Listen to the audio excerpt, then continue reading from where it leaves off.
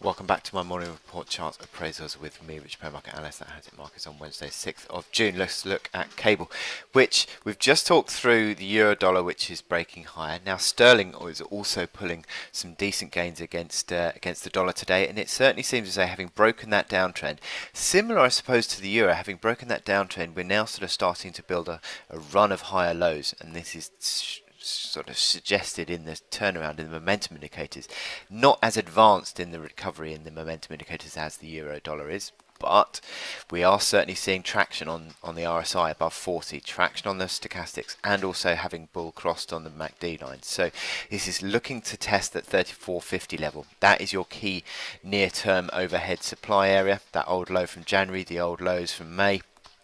They become resistance. So the market is looking at a test of that. If it can break out above 3450, then it can continue the recovery above there to 36 area. Now, you can see on the hourly chart where you've got this sort of recovery trend channel, I suppose you could draw in the top side of that trend channel. So we're not a million miles off the top of that trend channel now, so that would suggest that with sort of slight ticking over of the MACD lines and stochastics, perhaps you could get a bit of an intraday correction. But I think, as I said in the morning report, anything that sort of unwinds sterling dollar back towards sort of 34, I've put 34.45 as a bit of a near-term pivot, a bit of a near-term level of the market, but anywhere between sort of 34.45 towards 34 sort of 60, 34.80, I think is a pretty decent area now for sterling dollar to sort of start to use as a basis of support, because you've got the more positive configuration on the momentum. Look at that hourly RSI. Every time it gets towards 40, it gets bought into.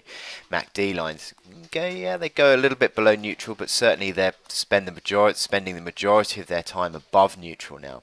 So that all sort of points towards the continuation of this recovery. As I said, it's not as sort of developed and not as as bullishly momentum driven as the euro dollar recovery, but there is still a recovery at play in sterling dollar at the moment. So with that in mind, I wish you good luck in your trading today, and I will wish you good luck, and I'll speak to you later.